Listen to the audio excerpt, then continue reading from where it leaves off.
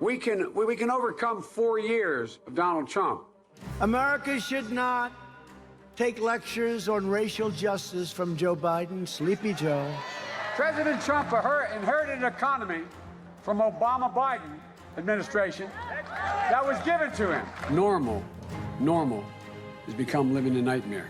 My husband has seen his share of bullies and of trials and of tragedies. These people are being crushed. This is a battle for the soul of the United States of America.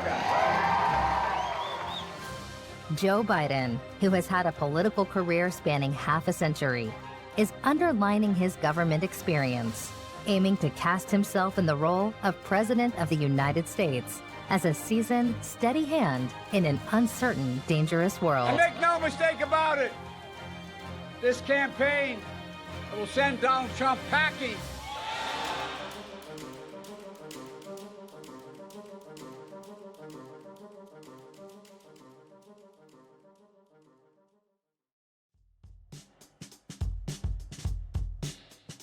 Joe Biden, born during the Second World War in 1942, spent his childhood in the blue-collar city of Scranton, Pennsylvania, where his father struggled to find a steady job after a series of business setbacks. When Joey was 10, his family moved to Wilmington, Delaware, after his father secured a job selling cars there. As a child, Biden had a debilitating stutter. Classmates mockingly called him Dash, likening his staccato pronunciation to Morse code, and bye-bye on account of his attempts to say his last name of Biden. Biden attended the nearby University of Delaware, where he studied history and political science and played football. In his junior year at college, Biden went to the Bahamas for spring break, where he snuck into a hotel pool and met his future wife, Nelia Hunter. Even at such a young age, Joe had high aspirations and wanted to impress. On being asked what he intended to do for a living, student Joe told Nelia's mother that he intended to become the President of the United States. The couple fell for each other straight away, and encouraged by his new love, he applied himself more fully to his studies, and in 1965, on his graduation from Delaware, he was accepted into Syracuse University Law School. Sweethearts Joe and Nelia married the next year in 1966.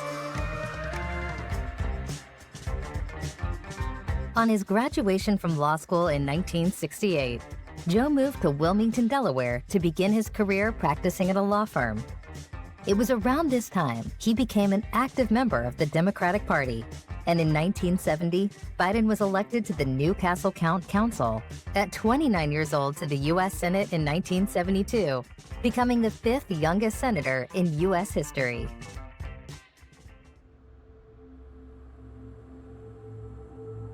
Just a few weeks after Biden won his Senate seat, a tractor trailer carrying corn cobs struck the family station wagon as his wife and 3 children were driving home from buying a Christmas tree.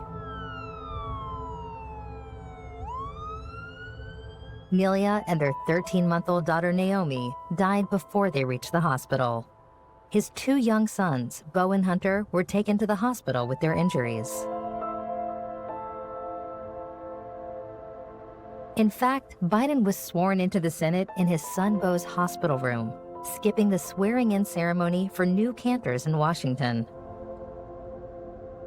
In order to spend as much time as possible with his sons, Biden decided to continue to live in Wilmington, commuting to and from Washington each day by Amtrak train, a practice he maintained throughout his entire tenure in the Senate. From 1973 to 2009, Joe Biden served a distinguished Senate career. Over the years, Joe won respect as one of the Senate's leading foreign policy experts, serving as chairman of the Committee on Foreign Relations for several years. His many foreign policy positions included promoting stability and peace in the Balkans, advocating for strategic arms limitation with the Soviet Union, expanding NATO to include former Soviet bloc nations, and opposing the first Gulf War and the Bosnian War. I think we should be using U.S. air power to take out the heavy artillery around Sarajevo and in other parts of Bosnia. Biden famously went up against Secretary of State George Shultz in 1986 when he defended President Reagan's South African policy. The administration were criticized for lacking moral backbone in dealing with the white minority government in Pretoria. Joe Biden passionately spoke out in support of the majority black population of South Africa and against the oppressive apartheid regime. After Shultz endorsed Reagan's opposition to economic sanctions in South Africa, Biden said, "I hate to hear an administration and a Secretary of State refusing to act on a morally abhorrent point." This is not a situation in which we can afford to be locked in the straitjacket of rigid legislation. These people are being crushed. And we're sitting here with the same kind of rhetoric. The same thing we heard. We heard, go slow. We heard, we have to take care of the problem afterwards. We heard, we can't impose. You are totally misconstruing the testimony that I gave. I'm not calling for violence. That's what you're doing. I hate to hear. Exactly what you're doing. I hate to hear an administration and a Secretary of State refusing to act on a morally abhorrent point. I hate to hear this country. I'm ashamed that this country puts out a policy like this that says nothing. Nothing. It says continue the same. Biden ran for the 1988 Democratic presidential nomination, formally declaring his candidacy at a Wilmington train station on June 9, 1987. He was attempting to become the youngest president since John F. Kennedy. He had been on presidential watch lists for years, and when he was originally elected to the Senate in 1972, he was already seen as White House material. By the time he declared his candidacy for the presidency in 1987, he had been working as a senator for more than a decade, so had a great deal of experience in politics. He was certainly considered as a bright new hope, great at giving speeches, and markedly different to many of the other Democratic runners. However, at the start of the primaries, a video surfaced that spliced together footage of UK Labour Party leader Neil Kinnock giving a speech, and Biden, who was clearly quoting Kinnock's words at the Iowa State Fair, without attributing parts of his speech to being those of Kinnock. And I started thinking as I was coming over here, why is it that Joe Biden is the first in his family ever to go to a university? Why am I the first Kinnock in 1,000 generations to be able to get to university? Why is it that my wife, who's sitting out there in the audience, is the first in her family to ever go to college? Why is Glenys the first woman in her family in 1,000 generations to be able to get to university? After this, more and more examples of Biden's lack of attribution came to the public's attention. The scandal became more to the fore in people's minds than his excellent record as a senator. Once the press made textual fidelity an issue, earlier cases surfaced. Biden had failed to give proper citation to both Robert and Humphrey Kennedy. Added to this, during his first few months at Syracuse Law School, in 1965, Joe failed a course as he wrote a paper that plagiarized 5 pages from a published law review article without footnotes or quotation marks. At the time, Biden was able to make up the course, but he could not forget this front-page news during his quest for the Democratic nomination.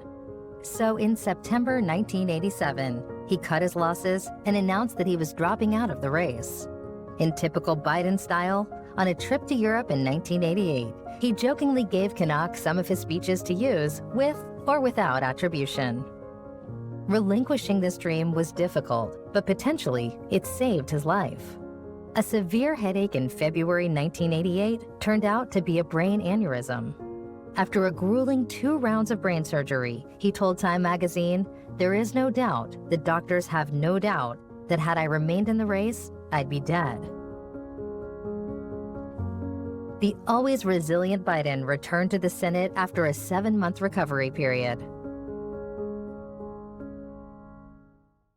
My goal was, when I started running in 1972, was I wanted my daughters, if I had one, I just had one, I was 14 months old, that she would be entitled to every single solitary opportunity my kids were, and there's not a damn thing that a man can do that a woman can't do. I really mean that. There is not a single thing you can't do.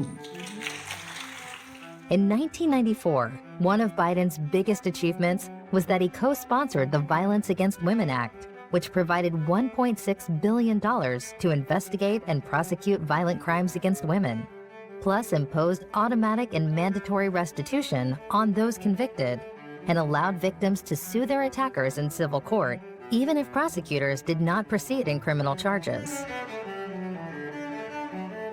Other notable causes Biden supported included campaigning for American action to end the genocide in Darfur and speaking out against President George W. Bush's handling of the Iraq War, particularly opposing the troop surge of 2007. In destabilizing Iran, we should be a little. We spent some real time thinking about that. 20 years after his first presidential bid, Biden decided to run for the U.S. presidency in 2008. During the campaign, Biden focused on his plan to achieve political success in the Iraq War through a system of federalization.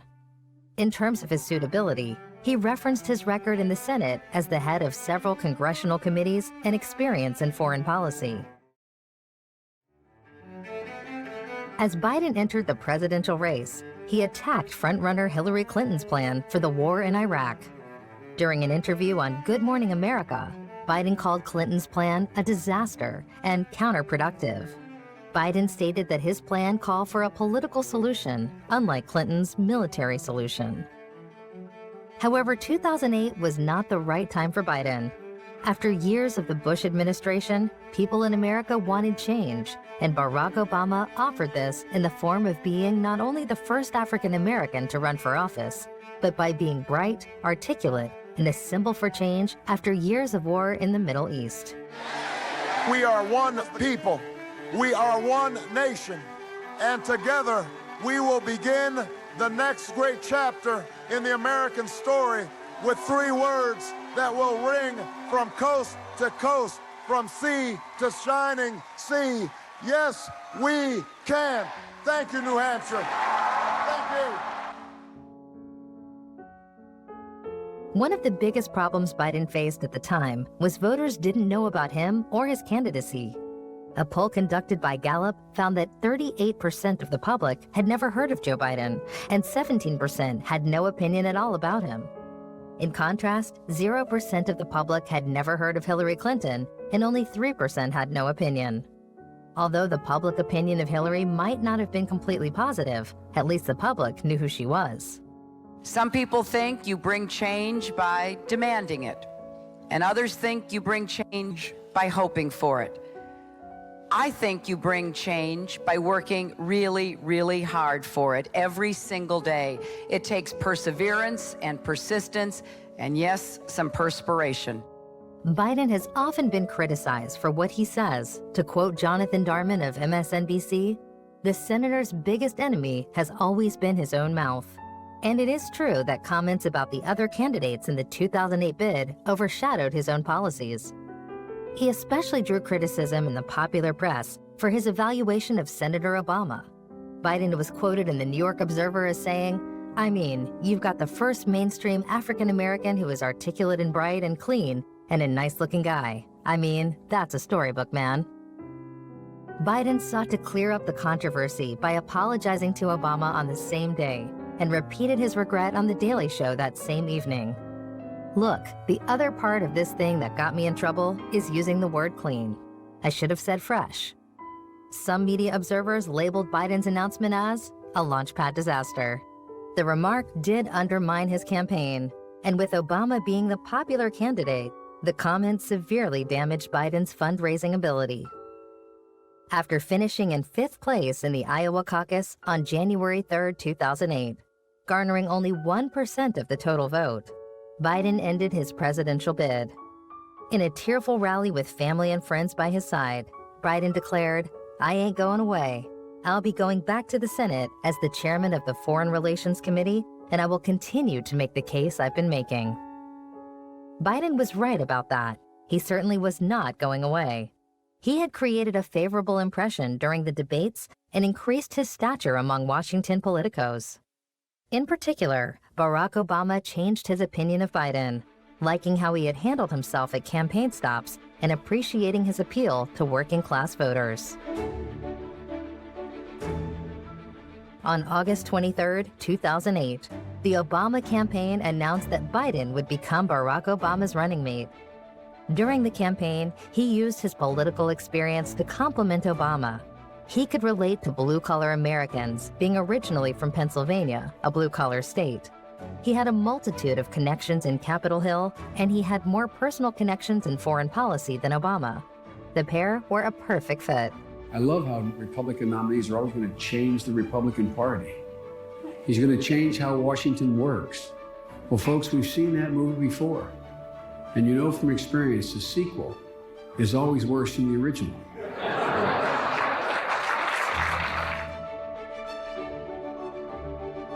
Barack Obama and Joe Biden convincingly defeated the Republican ticket of Arizona Senator John McCain and Alaska Governor Sarah Palin.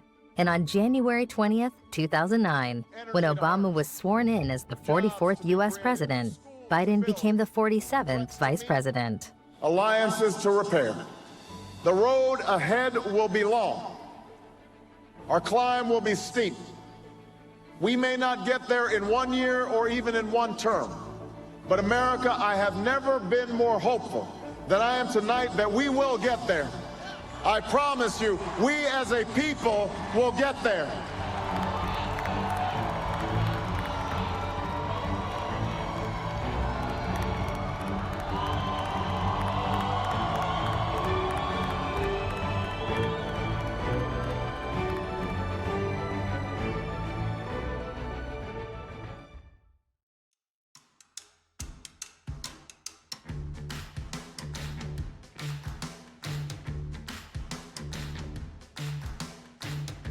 While Biden mostly served in the role of behind-the-scenes advisor to the president, he took particularly active roles in formulating federal policies relating to Iraq and Afghanistan. Although he lost an internal debate to Secretary of State Hillary Clinton regarding his opposition in sending 21,000 new troops to the war in Afghanistan, but his skepticism was still considered valuable in the administration. And in 2009, Biden's views gained more influence as Obama reconsidered his Afghanistan strategy. As vice president, he also played a leading role in getting the economy back on track. Biden chaired the Middle Class Task Force, which was a guiding force in the administration's efforts to improve the livelihoods of middle-class families. He also oversaw the administration's implementation of the Recovery Act, which added 2 million jobs, helped stave off another Great Depression, and made an unprecedented investment in America's infrastructure. One of the main issues for Biden was to create a level playing field for American workers. He fought for payroll tax cuts during the economic recovery, ensuring a tax cut for every single worker in America. He pushed for a higher national minimum wage and supported state and city-level efforts when Congress failed to agree to a higher national wage floor. What Biden was most well known for during his time as vice president was his stance in combating violence against women. As the author of the original Violence Against Women Act, Vice President Biden continued to draw upon his years in the United States Senate to address violence against women, specifically domestic violence, sexual assault, and stalking.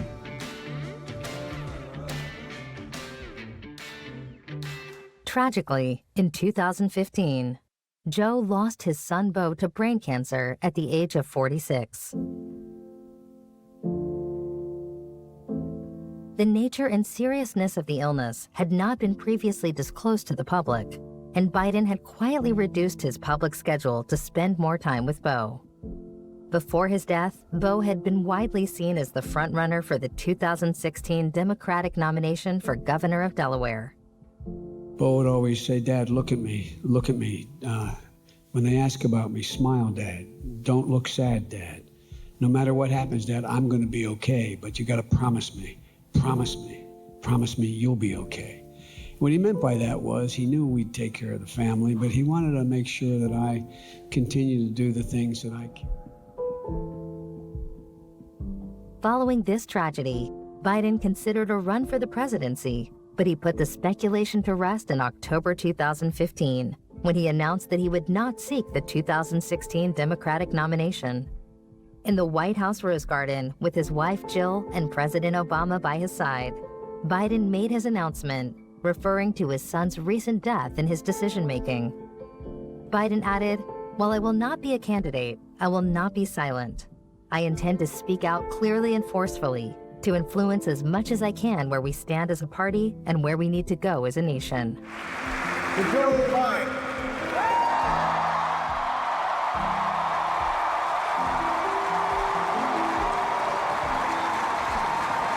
You were the first decision I made as a nominee, and it was the best. Not just because you have been a great vice president, but because of the bargain I gave brother.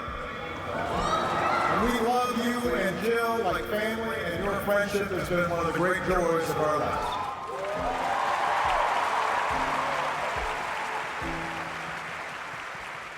On January 12, 2017, President Obama presented Biden with the Presidential Medal of Freedom with distinction, the nation's highest civilian honor, in a surprise ceremony at the White House. Obama called Biden the best vice president America's ever had.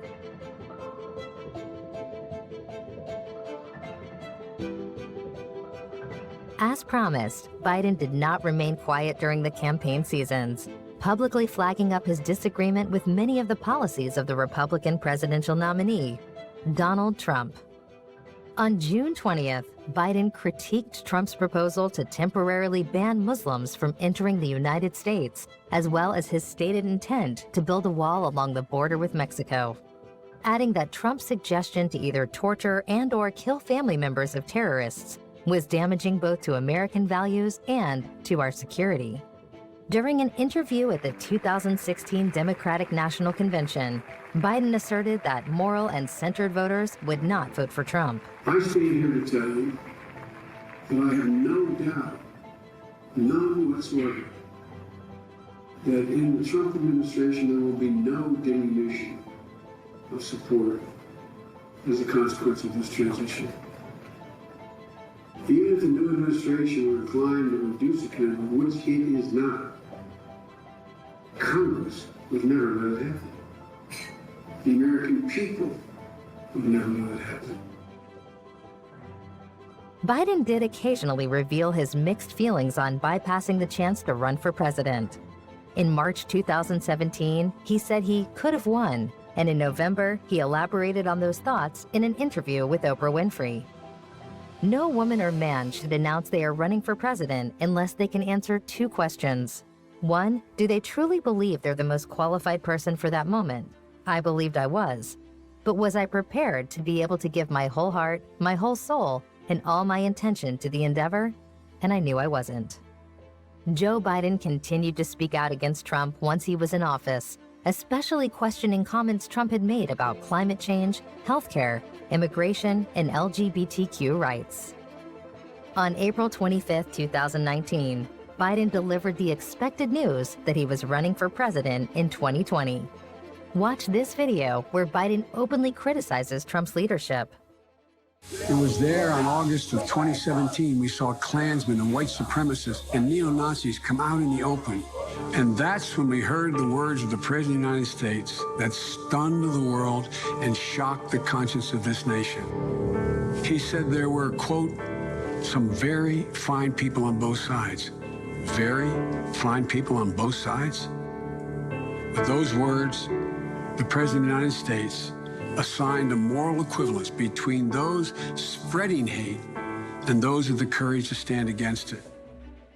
Joe's slogan for the 2020 race is, "Our best days still lie ahead," and he wants America to build back better, an economic policy aimed at two groups of traditional supporters, namely blue-collar workers and liberal-thinking previous Democratic voters. We can overcome 4 years of Donald Trump, but if we give him 8 in the White House, we'll forever and fundamentally change the character of this nation, in my view. And that's why we have to win this time. That's why we have to take back the White House. Having worked so closely with the previous president, Biden can credibly claim the legacy of Obama, as well as relying on being popular with voters who look back fondly at the Obama years.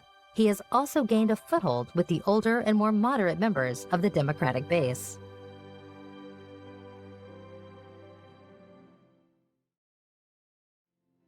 One of the most immediate and obvious challenges facing the president and the country as a whole is how to tackle the coronavirus outbreak. Joe Biden's approach in tackling the virus is to provide free testing for all and hire 100,000 people to set up a national contact tracing program. Biden wants to give firmer national guidance through federal experts, set up at least 10 testing centers in every state, and call upon federal agencies to deploy resources. We would love to have Joe Biden as our president. He's the people's president. He's going to make reason out of this madness we're in right now, and I think he'd be great for the people. So I think people are looking more for unity and community and working together in diversity. And I think Joe Biden is about diversity. I mean, I would be proud of anybody who can, step up to the job at this point. Like, I mean, if it's somebody who happened to be from where I'm from, like, congratulations for him. But I mean, at this point, I just want, I would like results. I mean, I think that's everybody. What everybody would like is results. So, Biden also wants to raise minimum wage and invest in green energy. In regards to the immediate impact of the coronavirus crisis, he has vowed to spend whatever it takes to increase direct money payment to families and extend loans to small businesses. He wants a $2 trillion investment in green energy, a $400 billion pledge to use federal dollars to buy American goods, and a $300 billion investment in U.S.-made materials, services, research, and technology. Biden has called climate change an existential threat and says he will rally the rest of the world to act more quickly on curbing emissions by rejoining the Paris Climate Accord, the agreement Donald Trump withdrew from, which committed the U.S. to cutting greenhouse gases up to 28% by 2025, based on 2005 levels. In the wake of the Black Lives Matter protests in 2020, Biden believes that racism exists in the United States and must be dealt with through a wide range of social and economic programs that will support minorities. Now's the time for healing.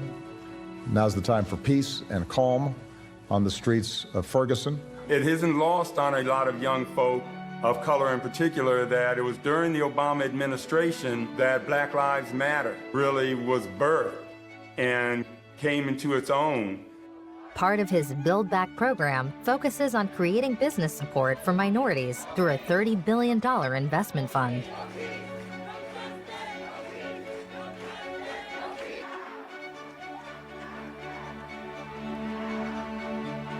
During his time as a senator in the 1990s, Biden's tough-on-crime position has been highly scrutinized, especially in the current political climate. However, he has moved on from his stance from over 3 decades ago and has proposed policies to address gender, race, and income-based disparities in the justice system, reduce incarceration, and rehabilitate released prisoners. This is no time for incendiary tweets. It's no time to encourage violence. This is a national crisis, and we need real leadership right now. Biden wants to expand Obamacare, which was the public health insurance scheme introduced when he was President Barack Obama's deputy, and implement a plan to insure an estimated 97% of Americans. All Americans will be given the chance to enroll in the public health insurance option. This will be similar to Medicare, which provides medical benefits to the elderly, and to lower the age of eligibility for Medicare itself from 65 to 60 years old. President Trump inherited an economy from Obama-Biden administration that was given to him, just like he inherited everything else in his life.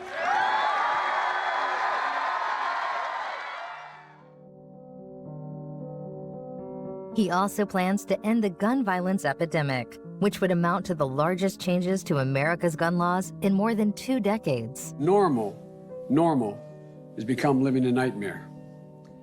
On October 1, 2017, it was a normal day in Las Vegas, until one man in possession of a small arsenal of assault weapons many modified with bump stocks, increasing the speed with which he could fire the weapons, and 100 rounds of ammunition with each of those assault weapons, was able to, in just 10 minutes, take out 58 innocent lives and hundreds more were wounded.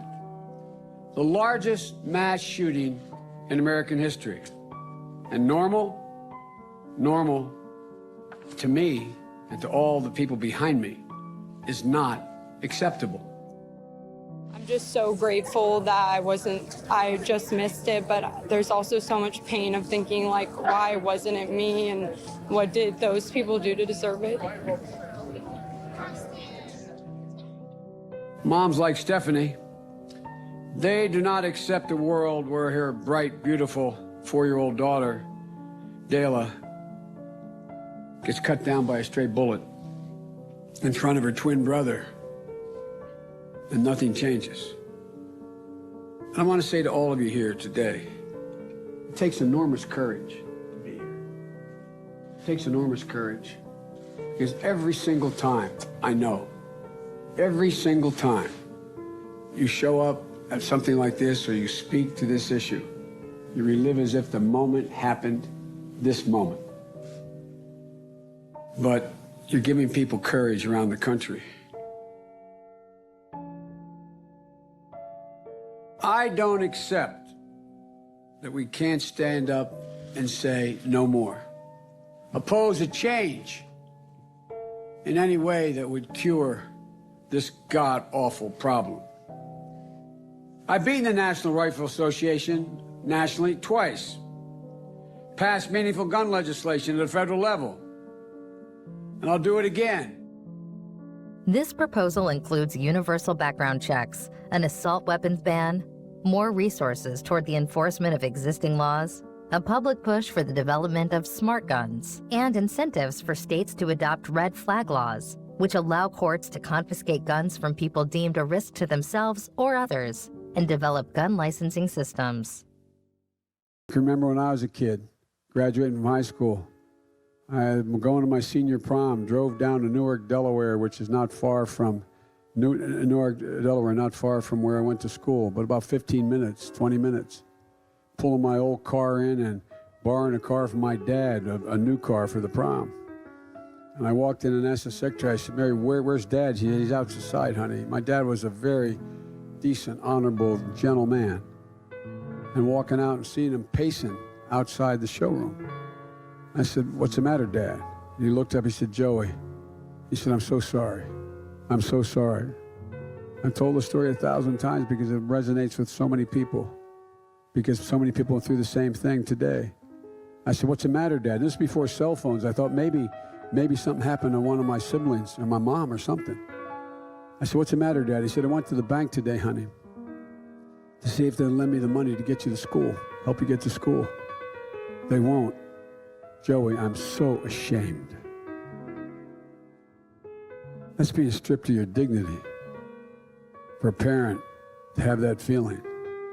And millions of parents have that feeling because the cost of education for opportunity people has gotten so out of reach for so many people.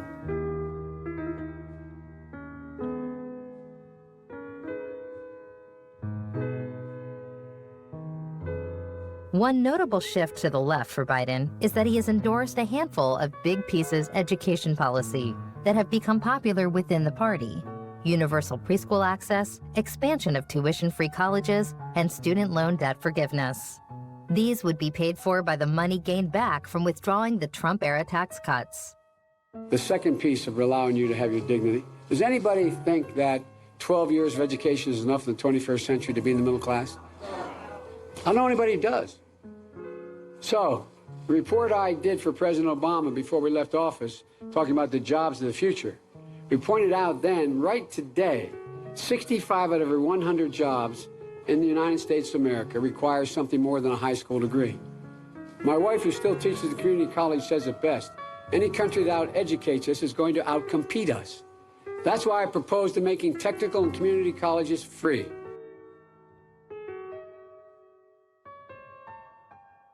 The main challenge for Biden is to undo many of Trump-era policies, as well as restoring America's reputation with regards to foreign policy. And they know that if we give this man another 4 years in the White House, he'll forever and fundamentally change the character of this nation. We can't let this happen. That's why, from the moment I entered this race, I did say we're in the battle for the soul of this nation. And we are.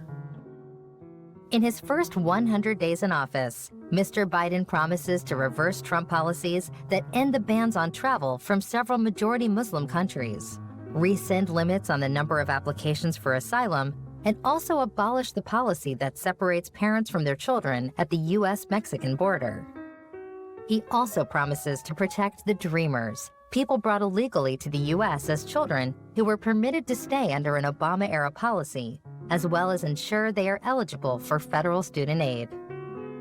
Another undertaking is to repair relationships with U.S. allies, particularly with the NATO alliance, which Mr. Trump has repeatedly threatened to undermine with funding cuts. Trump has publicly attacked Biden on numerous occasions, branding him as Sleepy Joe. America should not take lectures on racial justice from Joe Biden, Sleepy Joe. It has also been suggested that he will create false stories to divert attention away from him. A new issue surfaced in September 2019 with the revelation that President Trump had pressured the Ukrainian government into investigating Biden and his son Hunter. This stemmed from Hunter's former involvement with the Ukrainian energy company Burisma Holdings, and Biden's efforts to have the country's prosecutor general at the time fired. Rudy Giuliani, former mayor of New York City and Donald Trump's advisor and personal lawyer, talks in this clip about his involvement with the case. That there is an alternative theory of how this crime was committed. And the crime was committed by Democrats. And as his lawyer, it's my obligation to establish those facts. Are you willing to testify in front of Congress? Well, there's a lot of problems with that. I mean, would I like to testify and tell my story? Sure. I've been telling it all the time. In fact, you know my story. There's nothing I can tell them that you can't read online. From the very beginning, I've been totally transparent about this. There are things that I can't testify to because I'm a lawyer. What has the president said to you this week? He asked me how I'm doing. We talked about golf. And anything we talked about relating to the case, I can't tell you. The president's in a very good mood. And he's a good friend. He's been a friend for 30 years. Are you at all concerned about your future? Because you have been placed as a central role in this. No, I'm not concerned about my future. What I did is perfectly lawful, perfectly legal. I find it completely extraordinary that you're spending all this time asking me about what I did. All this time should be spent on the pay-for-play scheme that Biden set up, in which he made millions and millions of dollars using his son and having his son sell his office. That should shock you. But because we are distorted, this left-wing distortion that goes on, you're asking me about the process that I followed to uncover one of the biggest scandals. I should be considered a whistleblower. I should be getting whistleblower protection. I don't care about Biden's campaign, but I do care about corruption. His campaign, that's up to him. Politics, that's up to them. I don't care about politics. This is about corruption. And if you look and you read our Constitution and many other things, I have an obligation to look at corruption. I have an actual obligation and a duty. In a September 24th speech, Biden called Trump's actions an abuse of power and said he would support impeachment if the president did not cooperate with Congress, a topic that took on additional urgency when House Speaker Nancy Pelosi ignited impeachment proceedings that same day.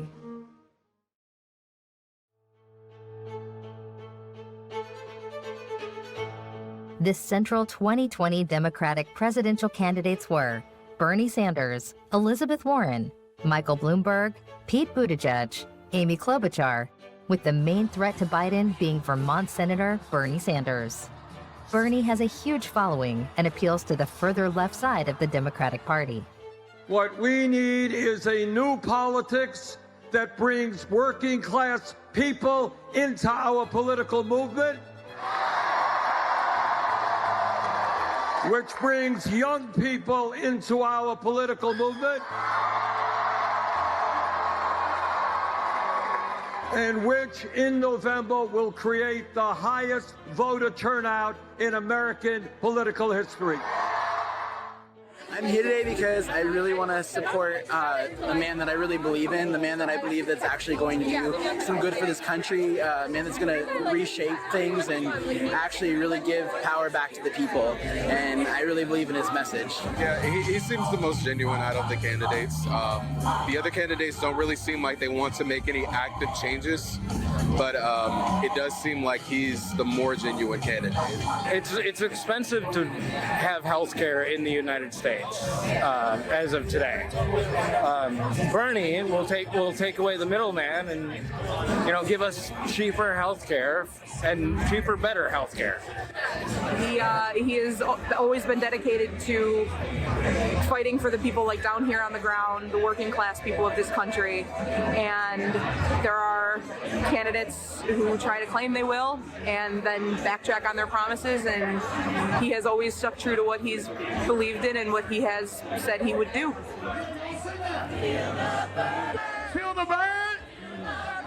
However, when Bernie dropped out of the race in April 2020, he made a point of telling his supporters to get behind Biden, who became the presumptive Democratic nominee.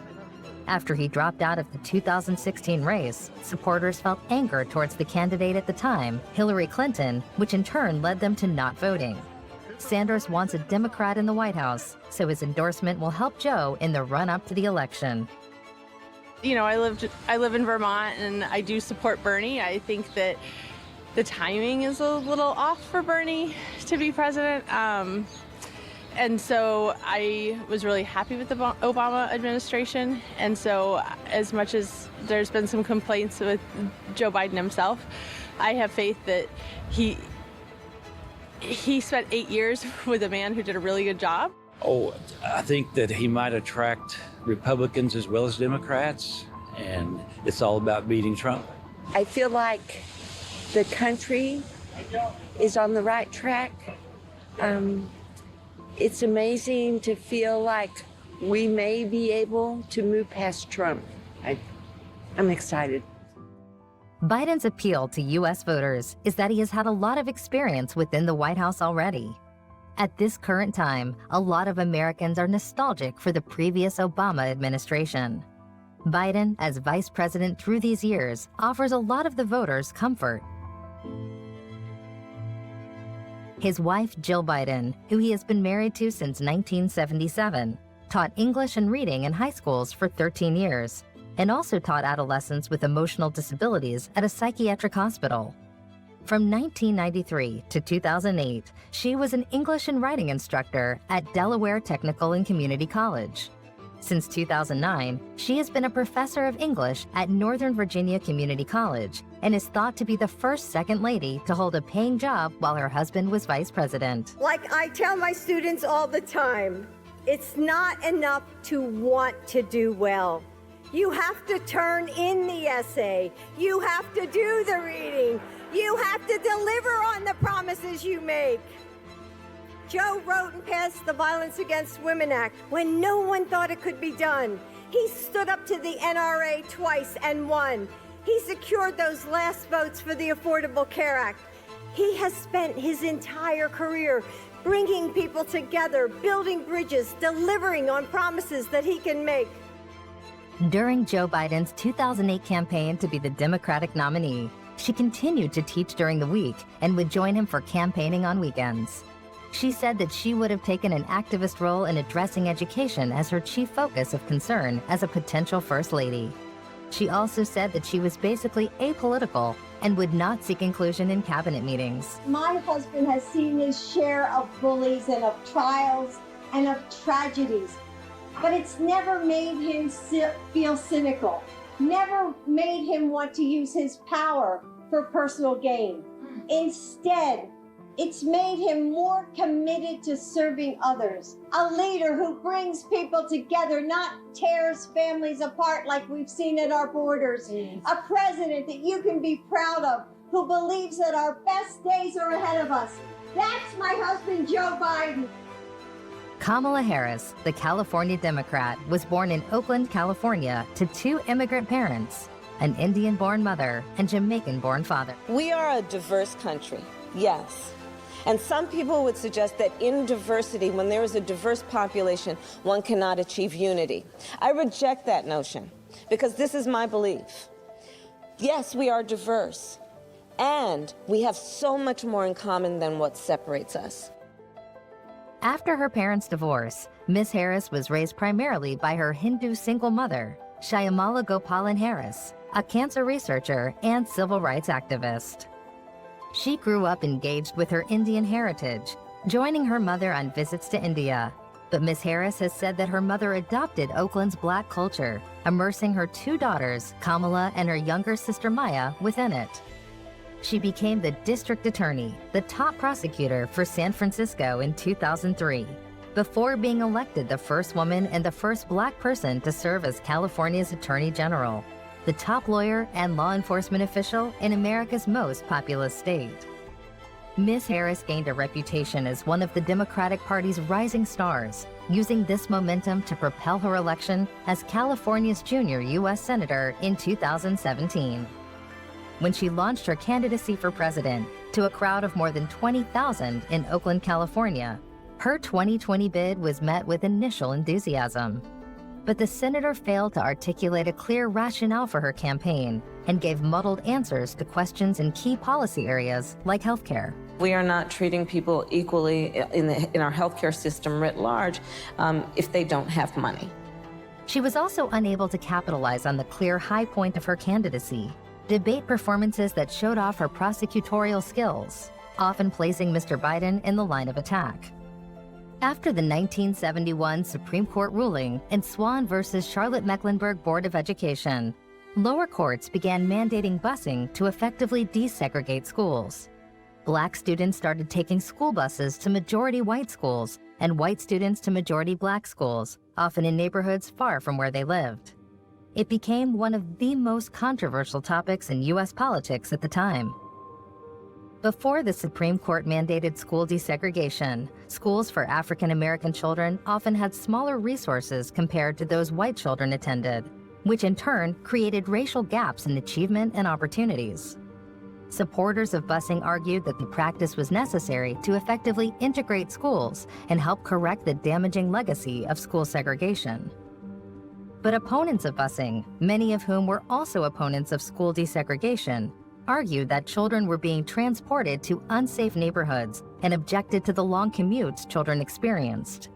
Others, including Biden, said that busing forced schools to achieve racial quotas and did not achieve equal opportunity for students. Biden's fight against busing more than 4 decades ago, as well as his praise of segregationist senators, has subjected him to scrutiny against the backdrop of today's more progressive Democratic Party. Biden's comments drew sharp criticism from his 2020 Democratic presidential rivals, and Harris attacked him for the remarks during the first Democratic debate, as you can see in this clip. I also believe, and it's personal, and I was actually it was hurtful to hear you talk about the reputations of 2 United States senators who built their reputations and career on the segregation of race in this country. And it was not only that, but you also worked with them to oppose busing. And, you know, there was a little girl in California who was part of the second class to integrate her public schools. And she was bused to school every day. And that little girl was me. We have to be honest about what happened. I mean, we really have to be honest. And I said what I meant. It was hurtful. I have a great deal of respect for Joe Biden. And I think it's really important for us to remember our nation's history on these issues. And that it's not history from a really long time ago. Like, it directly impacted me. Biden called Harris's comments a mischaracterization of my position across the board. He said that he opposed busing mandated by the Department of Education, but that he took no issue with local districts busing as they saw fit. The two made amends, with Harris understanding Joe's take on the issue, and realized that this was decades ago, where the political climate was very different. And when you put the kind of fight and work that you have always put into investing in the future of America, we will elect Joe Biden as the next president of the United States. On August 11th, 2020, Biden announced Kamala Harris as his vice presidential running mate. First of all, is the answer yes? The answer is absolutely yes, Joe, and I am ready to work. I am ready to do this with you, for you. I'm just deeply honored, and I'm very excited. Choosing Kamala Harris as his running mate mirrors Obama's decision to pick Biden in 2008. She balances Joe out. In August, Biden officially became the 2020 Democratic presidential nominee. Watch his acceptance speech, which won praise from the left and the right. I accept this nomination for President of the United States of America. But while I'll be a Democratic candidate, I will be an American president. I'll work hard for those who didn't support me, as hard for them as I did for those who did vote for me. The current president has cloaked American darkness for much too long.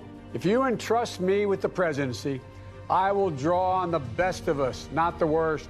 And now history has delivered us to one of the most difficult moments America's ever faced. Four historic crises, all at the same time. And this is a battle we will win, and we'll do it together. I promise you. Thank you, and may God bless you, and may God protect our troops. Good night.